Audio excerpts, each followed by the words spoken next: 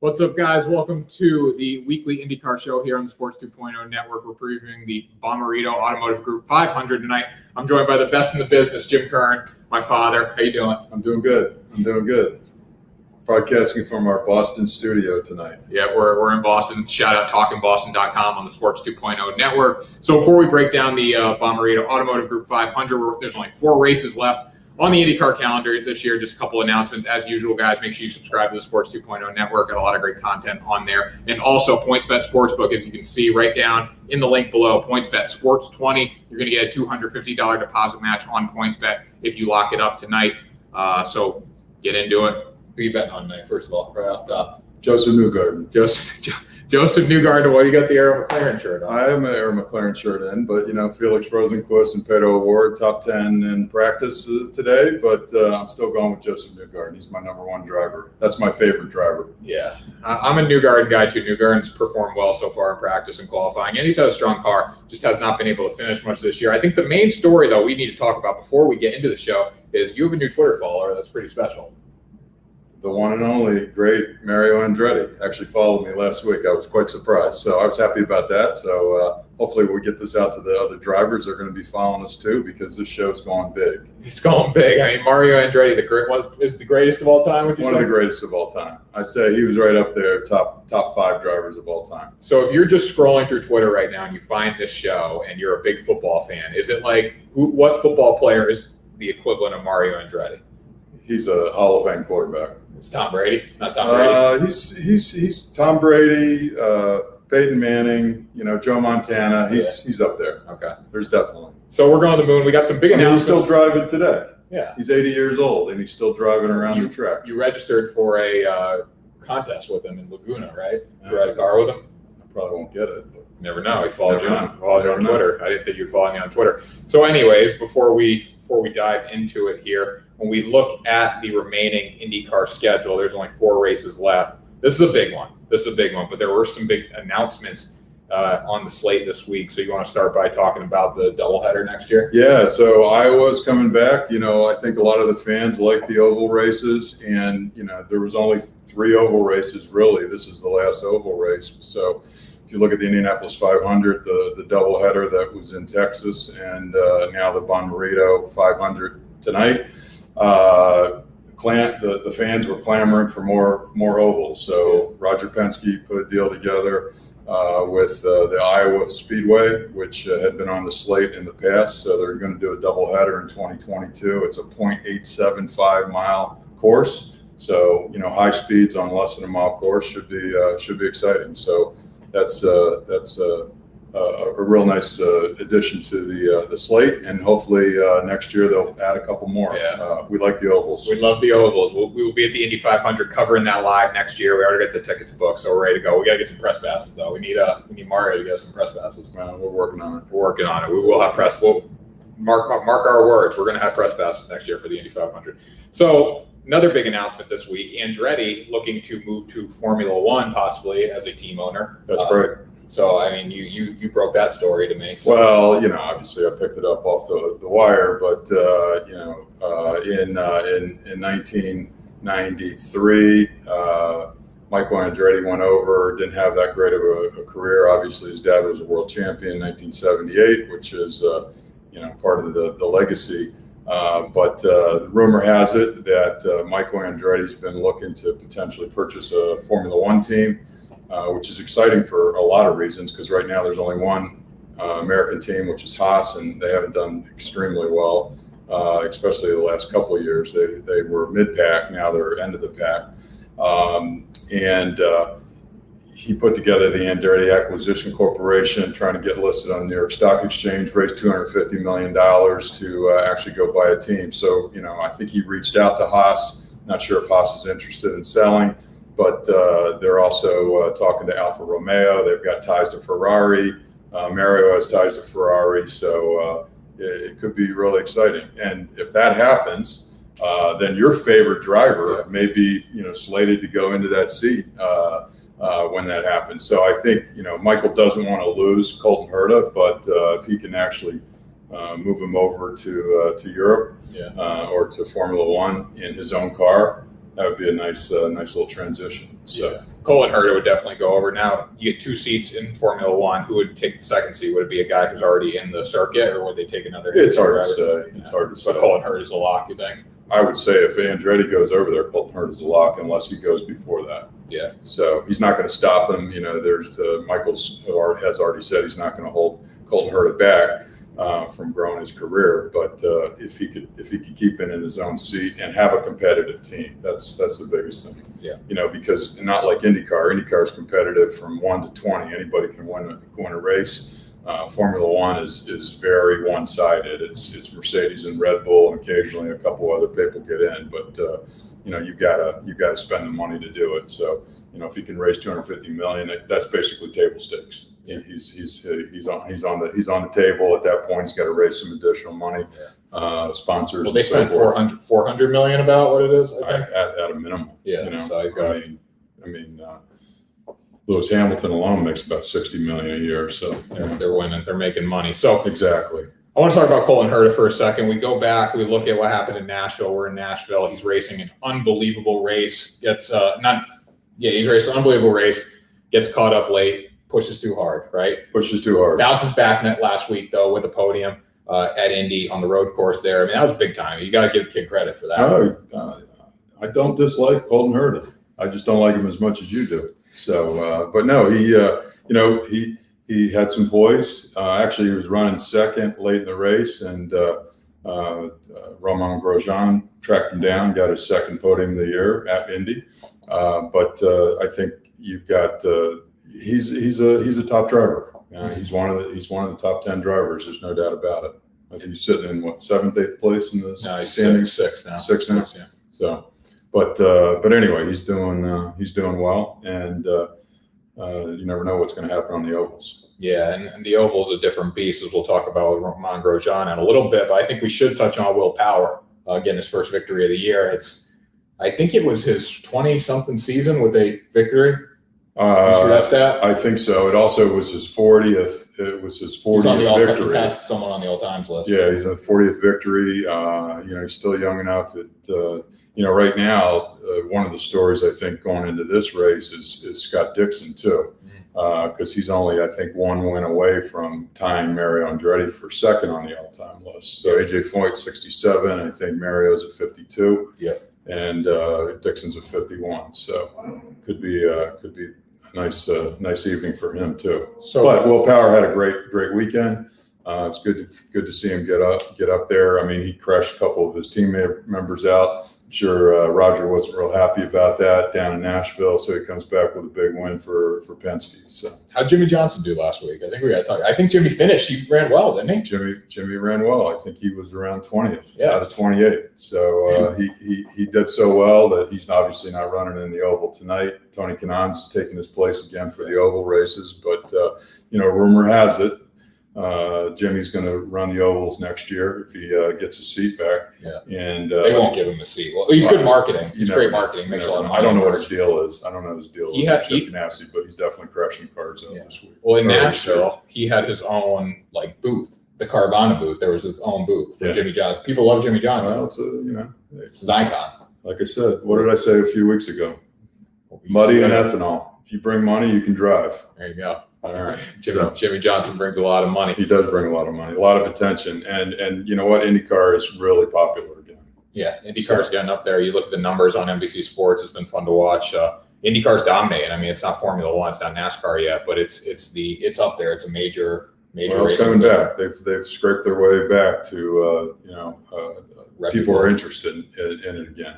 And it would have been much better too if they had a more concrete schedule this year instead of having gaps every. Well, I think people understand the COVID situation, but hopefully Toronto will get back on the slate next year, and they won't have 5 weeks between races. That was tough. So a lot of people forgot about it. They had a lot of momentum going into that break. Yeah, they did. But they're picking it up again. I mean, it's basically the third race in 3 weeks. Yeah. So we've got some momentum again. And it's going to be a race down the stretch here, but between Pato, Ericsson, Dixon, and Newgarden, yeah, and possibly Herta can sneak in there. You never know.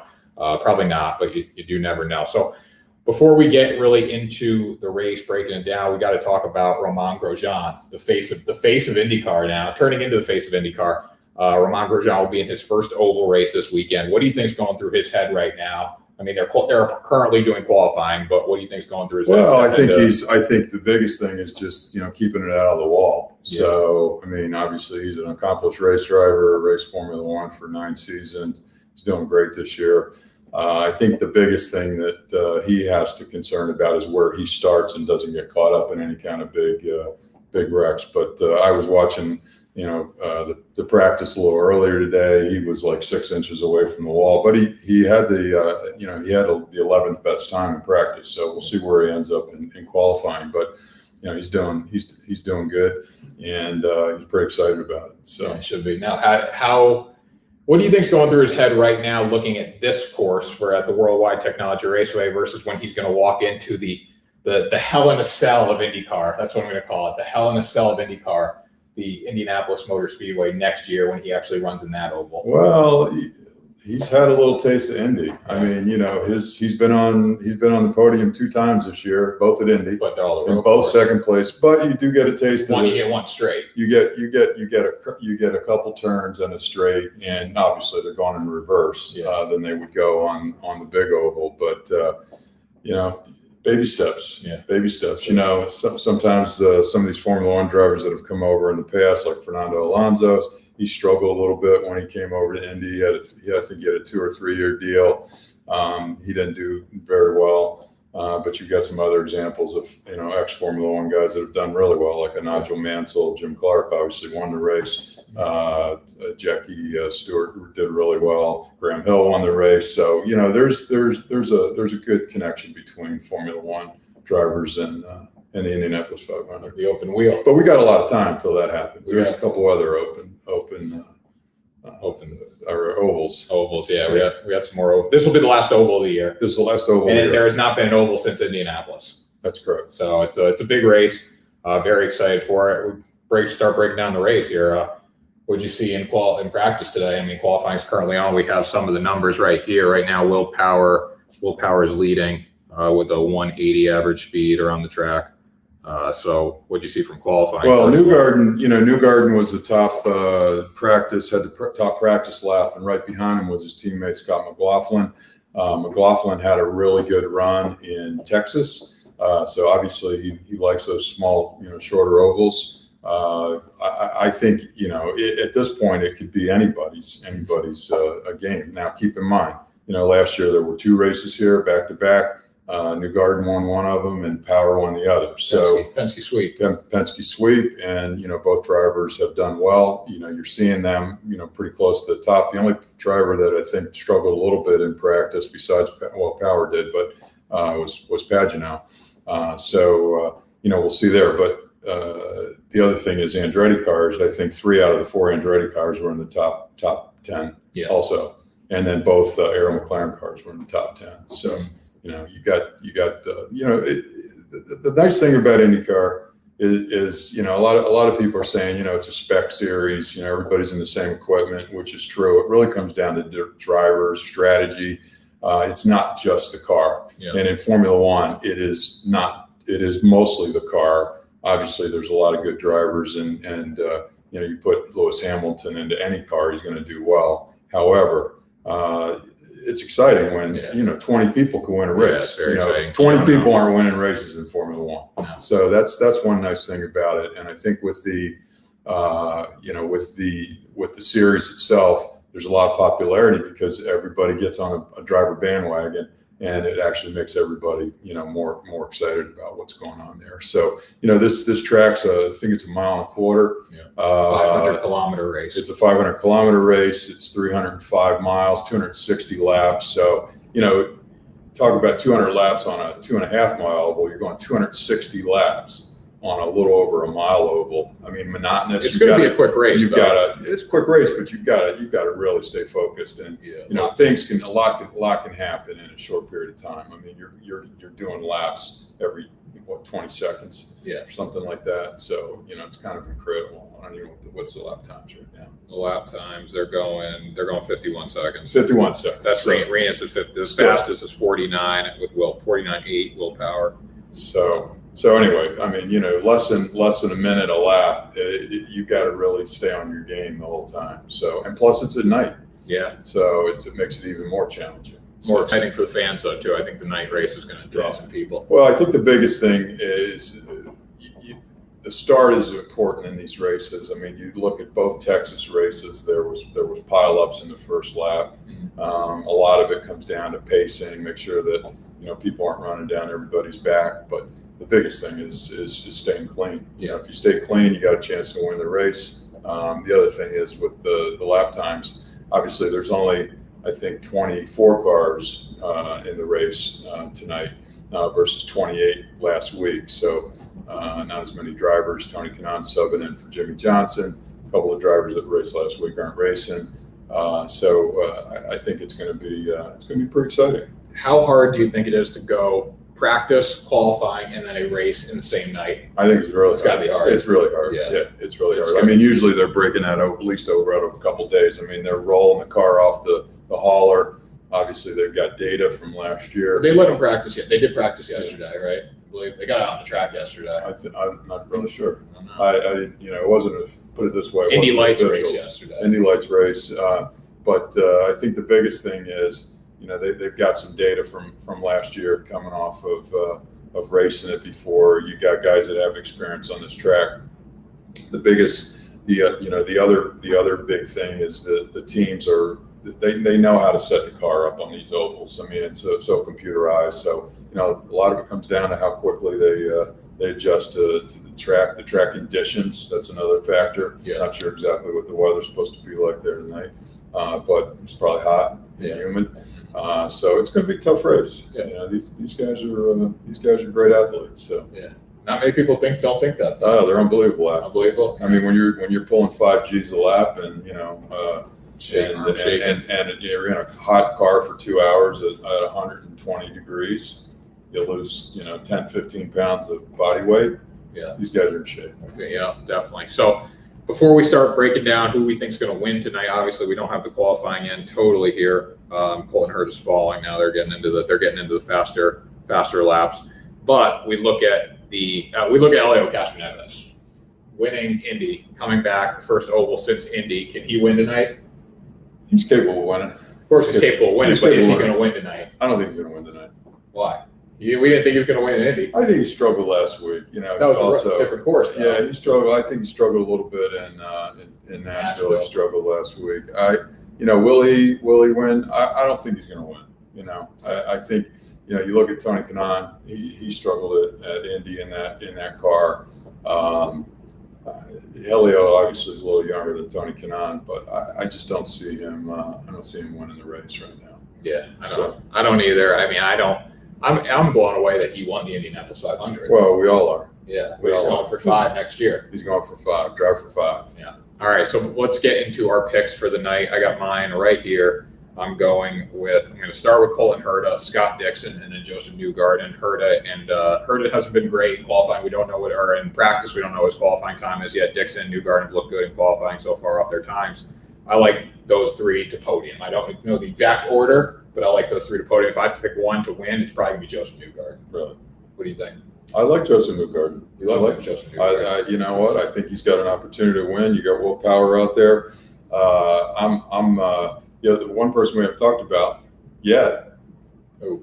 Alex Palou, the points leader. But he's got a what, 9? He's got a 9 position penalty for engine infraction. So that could set him back. It could set him back. But again, he's good. These ovals are it's getting down to crunch time, and he's still leading the championship by just a hair. You got fortunately, Dixon didn't have a great week last week either, and Alex didn't. So they stayed pretty close to each other. You got Pato O'Ward, who was awesome in Texas. Well, he likes the cowboy hat. Palou wears the cowboy hat. Palou is not. Pato? They both do. I think they both do. Well, no, Renus. We didn't talk about Renus. Yeah, but in Texas, Pato wore the cowboy hat because you get it when you win the race. Yeah. So anyway, so I think, you know what, because I got the Earl McLaren shirt on, I've got Pato to podium. Okay. Joseph Newgarden. Yeah. And I like Dixon tonight. Okay, yeah. I like Dixon in that. So I like those three. I think Pillow has a top 10 finish, but you know it's tough to start nine positions back no matter where you start. So well, I think a young buck is going to win this race tonight. They have to, because when you're racing on the ovals, you got to have some balls, and those kids are going to do whatever it takes to win tonight. It might cost them to crash, just like we saw Colton Herta in Nashville. Right. But I think one of them, Renus, Pato, Colton. I mean, Newgarden's a little more strategic. I would say so. Yeah, he's a better driver. But you know what? I don't think he's fearless though. He's in the battle. You know, he can win this race. Obviously, he won the race before. So I think again, Newgarden to me probably going to win the race. Yeah.